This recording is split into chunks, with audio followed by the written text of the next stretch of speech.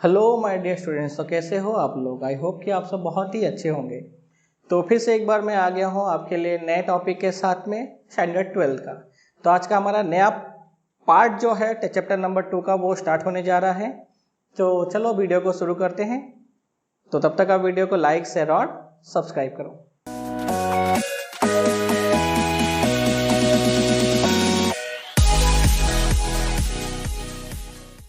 Okay, तो आज का हमारा टॉपिक है, आपको यहाँ से हेडिंग से दिख रहा होगा, कैपेसिटर एंड कैपेसिटेंस, है ना। तो सबसे पहले आप लोगों ने कैपेसिटर देखा है? अगर आप कहते हो नहीं तो मैं कहता हूँ अपने सब ने देखा है, यानी कि मैं कह रहा हूँ हाँ। कहाँ देखा है आपने? आपने कई बार देखा कि आपके घर पे जो फैन चल रहा है उस फैन के ऊपर एक व्हाइट कलर का डब्बा लगा होता है ना। कभी कभी फैन स्लो हो जाता है या फिर तो धीमा हो जाता है या रुक रुक के चलता है, जिसकी वजह से आपको फिर वो डंडा या कुछ लगाना पड़ता है उसे घुमाने के लिए, तो वो घूमना शुरू कर देता है।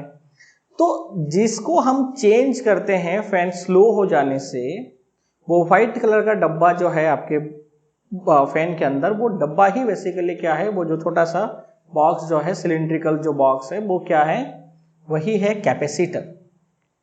कैपेसिटर का बेसिक काम क्या है? तो क्या है, तो हमने दिया हुआ है डेफिनेशन, बहुत सिंपल सा है ना, रटा रटा डेफिनेशन है। क्या है? A device used to store an electric charge consisting of one or more pair of conductors, है ना, separate by a certain distance. तो ये तो हो गया डेफिनेशन, लेकिन है क्या? तो बेसिकली ये हम कह सकते हैं कि चार्ज को तो इकट्ठा नहीं करता, लेकिन वो क्या कर सकता है, चार्ज को सेपरेट कर सकता है, जिससे कंडक्टर के दोनों पार्ट में दो डिफरेंट चार्ज क्रिएट होते हैं। कैसे, क्या है, हम समझते हैं अपने घर पे यूज होने वाले कैपेसिटर से। घर पे यूज होने वाला कैपेसिटर एक सिलिंड्रिकल कैपेसिटर है, ठीक है ना। जो हमारे घर में जो यूज हो रहा है वो कैसा है, वो एक सिलिंड्रिकल कैपेसिटर है। ये कैपेसिटर बेसिकली कैसा है, तो इसके अंदर एक्चुअली में टू सिंपल मेटल सिलिंडर्स होता है। सपोज ये एक सिलेंडर है और इसके अंदर एक सेकेंडरी सिलेंडर होता है। तो हम ले लेते हैं, ये आउटर सिलेंडर हो गया और ये हो गया इंटीरियर। तो दो हमारे पास है, एक बाहर की ओर बेलनाकार है और एक अंदर की ओर है। ये वाला जो पोर्शन है ये कनेक्टेड होता है हमारे एक वायर से, ठीक है, और ये सेकेंड वाला कनेक्टेड होता है एक दूसरे कंडक्टर वायर से। क्लियर? अब सपोज करो कि इस सिस्टम को हमने क्या कर दिया, इस सिस्टम को लाके हमने, ऐसे तो वो एसी सोर्स में है, लेकिन सपोज हम ले लेते हैं यहाँ पे क्या, डीसी सोर्स। तो ये सपोज एक बैटरी के साथ कनेक्टेड है, ठीक है, जहां पे तुम्हें क्लियरली दिख रहा है कि जो अंदर वाला प्लेट है वो नेगेटिव चार्ज के साथ कनेक्टेड है, जो बाहर का प्लेट है वो किससे, यानी जो बाहर का सिलेंडर है वो कनेक्टेड है पॉजिटिव चार्ज के साथ, यानी पॉजिटिव टर्मिनल के साथ में। तो नेगेटिव टर्मिनल और पॉजिटिव टर्मिनल में क्या होगा, इलेक्ट्रॉन जो है, यानी जो बेसिक इलेक्ट्रॉन्स है, उनका फ्लो होता है नेगेटिव टू पॉजिटिव में, याद रखना आपको।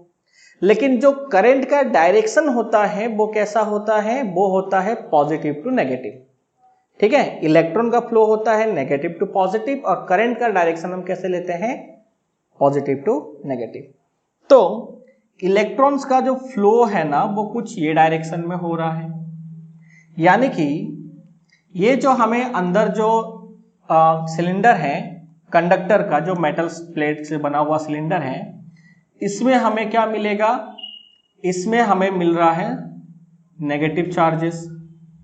क्यों? क्योंकि इस पे इलेक्ट्रॉन्स आ रहे हैं, कहां से, नेगेटिव टर्मिनल से इलेक्ट्रॉन्स आ रहे हैं,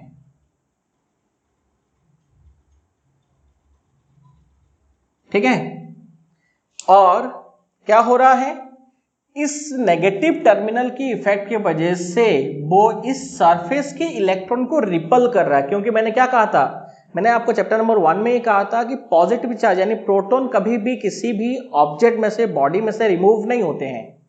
पूरी तरह से कंडक्टर को कंडक्ट करने के लिए या पॉजिटिव या नेगेटिव चार्ज करने के लिए एक ही जन जिम्मेदार होता है, वो है इलेक्ट्रॉन। अगर उस बॉडी में एक्सेस ऑफ इलेक्ट्रॉन है तो वो नेगेटिव है, अगर इलेक्ट्रॉन कम है, ठीक है ना, तो ऐसे कंडीशन में वो पॉजिटिव है। तो ये इलेक्ट्रॉन इसमें से क्या करेगा, उसको वो रिपल करेगा, भगाएगा, जिससे इलेक्ट्रॉन का प्रभाव जो है यानी उसका जो फ्लो है वो बाहर की तरफ होगा। जैसे मैंने अभी आपको कहा कि इलेक्ट्रॉन्स का फ्लो कैसा होता है, वो होता है नेगेटिव टू पॉजिटिव टर्मिनल में, और जो करंट का फ्लो होता है याद रखना है वो होता है पॉजिटिव टू नेगेटिव में। Electron negative to positive, current positive to negative. क्या है वो हम देखेंगे कि इसमें से कन्वेंशनल करंट कौन सा है, रियल करंट कौन सा है, उसको हम क्लियर करेंगे चैप्टर नंबर 3 में। फिलहाल आप इसे समझो। इसके वजह से होगा क्या, तो यहां से इलेक्ट्रॉन तो बाहर आ रहा है, जब इलेक्ट्रॉन बाहर आएगा तो यहां पे इलेक्ट्रॉन की कमी हो जाएगी और बॉडी कैसा चार्ज हो गया, तो ये हो गया पॉजिटिवली चार्ज हो गया। ठीक है, तो ये कैसा हो गया, तो ये हो गया पॉजिटिवली चार्ज, यानी कि ये हो गया पॉजिटिव चार्ज। क्लियर, ये पॉजिटिव चार्ज। अंदर वाला प्लेट कैसा है, नेगेटिव चार्ज है, बाहर वाला प्लेट कैसा है, पॉजिटिव चार्ज है। लेकिन याद रखना है ये अभी भी कंजर्वेशन ऑफ चार्ज को ये सिस्टम गलत नहीं कर रहा है, ये उसके लिए अभी भी ओबे है। यहां पे जो टोटल चार्ज है वो अभी भी कितना है, 0 है। अगर मैं इस सिस्टम की बात करूं तो इस सिस्टम का टोटल चार्ज 0 है, यानी हम कह सकते हैं कि पूरा जो होल कैपेसिटर है वो कोई चार्ज को स्टोर नहीं कर रहा है, कोई एक्स्ट्रा चार्ज स्टोर नहीं कर रहा है, टोटल चार्ज 0 है। लेकिन इन दोनों प्लेट्स के बीच में जो गैप है ये क्या कर रहा है, ये इन दोनों प्लेट्स को यानी इन दोनों सिलेंडर प्लेट को सेपरेट कर रहा है, अलग अलग कर रहा है, जिससे एक प्लेट में स्टोर हो रहा है नेगेटिव चार्ज और एक प्लेट में स्टोर हो रहा है पॉजिटिव चार्ज। तो उससे क्या हो रहा है, उससे हो ये रहा है कि नेगेटिव चार्ज और पॉजिटिव चार्ज स्टोर होने के वजह से याद रखना है कब तक होगा, ये बैटरी अगर सपोज हमारा V वोल्ट का है तो जब तक यहाँ पे इन दोनों के बीच का पोटेंशियल डिफरेंस जो है वो V वोल्ट नहीं होगा तब तक ये कंडीशन या ये चीज चलता रहेगा। ठीक है, लेकिन जब इनके बीच का पोटेंशियल डिफरेंस इक्वल हो जाएगा टर्मिनल के साथ में या बैटरी के साथ, तब ये फ्लो बंद हो जाएगा। ऐसे कंडीशन में याद रखना है जब हमने चार्ज को एक प्लेट से दूसरे प्लेट में फ्लो कराया, यही कह सकते हैं ना, क्यों, क्योंकि इसमें पहले चार्ज नहीं था, 0 चार्ज था, इसमें भी चार्ज 0 था, हमने यहां चार्ज लिया तो हम कह सकते हैं कि हमने फ्लो कराया। जब हमने चार्ज को फ्लो कराया या हम कह सकते हैं सेपरेट कराया, तो इस कंडीशन के लिए हमें क्या करना पड़ा, वर्क करना पड़ा। वर्क करने से क्या होगा, एनर्जी प्रोड्यूस होगा। अब एनर्जी प्रोड्यूस हुआ तो वो एनर्जी कहीं तो जाएगा, तो फिलहाल वो एनर्जी यहां पे क्या है, इलेक्ट्रिक एनर्जी के तौर पे स्टोर है। इसी को ही हम क्या कहते हैं, स्टोरेज ऑफ इलेक्ट्रिक एनर्जी, है ना। अब ये स्टोर है यानी दो सेपरेशन क्रिएट हुआ, रखना पोटेंशियल डिफरेंस देखो दोनों में सेम है, लेकिन फिर भी यहां पे चार्ज डिफरेंस होने के वजह से ये जो पोटेंशियल डिफरेंस क्रिएट हुआ इन दोनों टर्मिनल्स में, ये पोटेंशियल डिफरेंस के वजह से क्या हुआ, अब इसके अंदर एनर्जी स्टोर है। अब अगर सपोज करो कि मैं इस बैटरी को यहां से हटा देता हूं और अगर यहां पे बैटरी को हटा के मैं यहां पे अगर एक रजिस्टेंस जोड़ देता हूं तो क्या होगा, तो ये रजिस्टर के वजह से जो एनर्जी अंदर है जो इन इलेक्ट्रॉन को सेपरेट करने में काम आया था, अब वही क्या करेगा, वापस से फ्लो कराना स्टार्ट कर देगा। फिर से कहां से होगा, नेगेटिव टू पॉजिटिव, जिससे क्या होगा, ये इलेक्ट्रॉन वापस फ्लो करेंगे किसके लिए, इलेक्ट्रॉन फ्लो करेंगे पॉजिटिव के पास, और वो न्यूट्रलाइजेशन कंडीशन, न्यूट्रल बनने की कोशिश करेंगे। इस तरह से जब ये इलेक्ट्रॉन इसमें से फ्लो होगा, अब हम इलेक्ट्रॉन की फ्लो की बात कर रहे हैं, करंट का डायरेक्शन इलेक्ट्रॉन के फ्लो के याद रखना हमेशा ऑपोजिट होगा। अब जब ये इलेक्ट्रॉन फ्लो करेंगे कहां से, इस नेगेटिव प्लेट में से वापस पॉजिटिव की तरफ उसको न्यूट्रल करने के लिए, तो ऐसे कंडीशन में क्या होगा, तो ऐसे कंडीशन में ये एनर्जी वापस से क्या होगा, इसमें से होते हुए ही होगा, जिससे इस रजिस्टर में से क्या होगा, एकदम से क्या होगा, एनर्जी को एक्सेलरेशन मिलेगा, यानी इसकी जो एनर्जी है वो अचानक से क्या होगा, बढ़ जाएगा, किसकी, रजिस्टर की। और रेजिस्टेंस में जो एनर्जी बढ़ेगा तो इससे क्या होगा, इससे ये कैपेसिटर वापस से न्यूट्रल होगा, और यानी कि इसे हम कहेंगे कैपेसिटर का डिस्चार्ज। तो इस तरह से हमारे फैन में क्या होता है, जब ये कैपेसिटर पूरी तरह से चार्ज हो जाता है और जब वो डिस्चार्ज होता है, यानी कि जब वो चार्ज को किस में से, फैन में से फ्लो कराता है, तो उसकी वो फ्रिक्शनल एनर्जी वो क्या करता है, तो उसके फ्रिक्शन को कम करता है, जिससे वो मूव यानी कि उसकी रोटेशन अमाउंट है वो बढ़ जाती है और पंखा आराम से और तेजी से घूमना शुरू होता है। कुछ इसी तरह से काम करता है। और इस डिवाइस को हम क्या कहते हैं, कैपेसिटर, जो बेसिकली क्या कर रहा है हमारे लिए एनर्जी को स्टोर कर रहा है, हम ये कह सकते हैं। क्योंकि दोनों प्लेट की नेट चार्ज तो 0 है, लेकिन याद रखना है एक प्लेट पे चार्ज क्या हो रहा है, यहाँ पे स्टोर हो रहा है। ठीक है ना। तो इस तरह से अगर किसी भी हम प्लेट की बात करें यानी कैपेसिटर्स की बात करें, तो बेसिकली कैपेसिटर जो है वो उसकी शेप के बेसिस पे बेसिक कंडीशन में 3 टाइप्स में यूज होता है। कौन सा? तो अभी हमने एक देखा, कौन सा था ये? तो ये हो गया सिलिंड्रिकल कैपेसिटर। सेकेंड हो गया हमारा स्फेरिकल कैपेसिटर,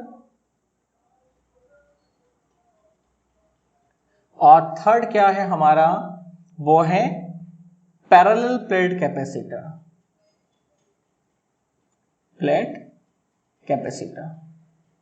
ठीक है।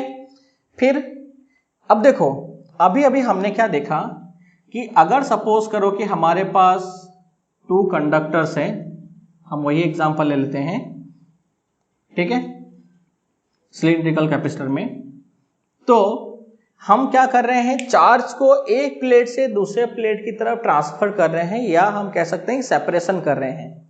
इस कंडीशन में अगर इनके बीच क्या होगा, अगर कोई मटेरियल नहीं हो तो ये सेपरेशन थोड़ा आसान हो जाएगा। कंडक्टर है, कनेक्टेड है तो और भी आसान हो जाएगा। इसका मतलब है जितना ज्यादा हम यहाँ पे एनर्जी खर्च करेंगे धक्का देने के लिए, इलेक्ट्रॉन्स को क्या करने के लिए, वहां से हटाने के लिए, वो उतना ही ज्यादा काम कर पाएगा। फॉर एग्जाम्पल एक रबर बैंड लो, तुम उसे स्ट्रेच करो, थोड़ा सा स्ट्रेच करेंगे तो वापस रिस्टोर होने के लिए वो कम फोर्स यूज करेगा। ज्यादा स्ट्रेच कर दोगे तो वो ज्यादा फोर्स से क्या करेगा, वो रिस्टोर होगा। तो सेम टू सेम यहाँ पे है। अगर मैं बहुत ज्यादा एनर्जी को यूज करके अगर चार्ज को सेपरेट कर रहा हूं, इसका मतलब वो मैक्सिमम एनर्जी स्टोर कर रहा है। तो अगर इस गैप पे अगर हम डाइलेक्ट्रिक मटेरियल्स को रख देते हैं, यानी कि जैसे मैंने कहा था dielectric material basically non conductor materials होते हैं, अगर हम रखते हैं तो हमें क्या करना पड़ेगा, चार्ज के सेपरेशन के लिए मैक्सिमम एनर्जी भी यूज करनी पड़ेगी। और जब मैक्सिमम एनर्जी यूज कर रहे हैं, इसका मतलब है कि ये क्या कर रहा है, मैक्सिमम एनर्जी को स्टोर कर रहा है।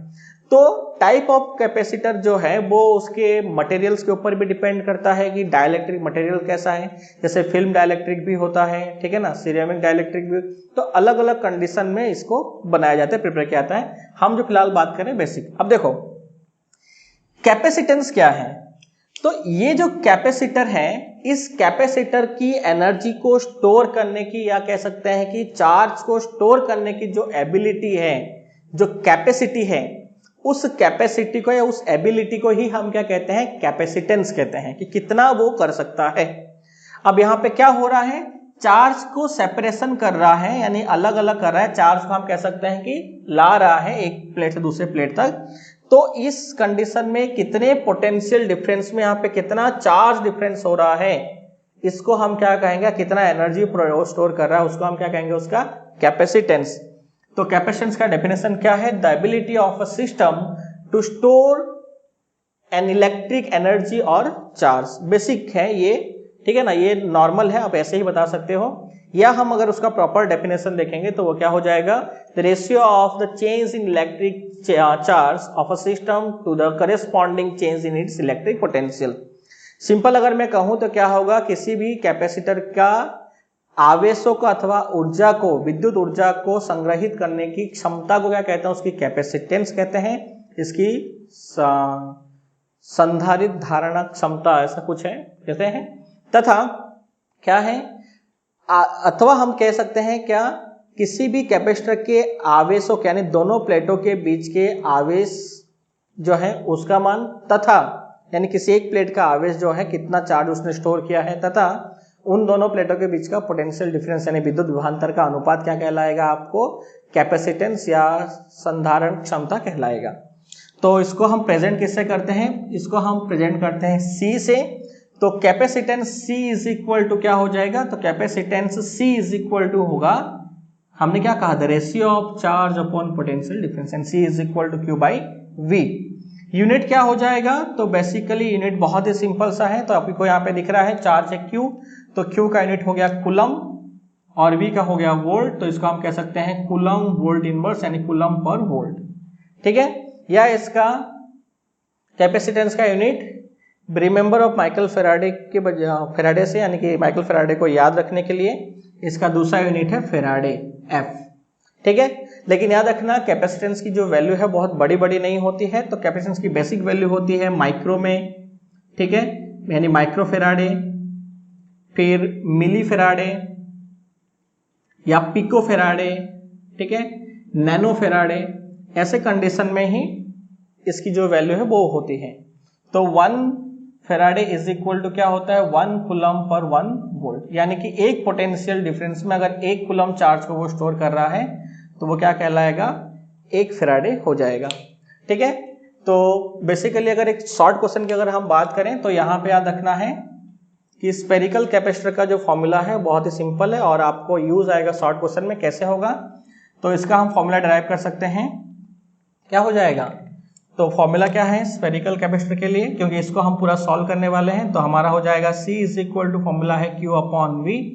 स्पीयर के लिए या फिर तो कोई भी तरह का स्पीयर है तो उसके लिए पोटेंशियल डिफरेंस का फॉर्मूला है KQ बाई R, ठीक है ना। तो Q से Q कैंसिल, क्योंकि सरफेस है स्पीयर है तो उतना ही चार्ज स्टोर करेगा, तो इसको हम लिख सकते हैं R अपॉन K।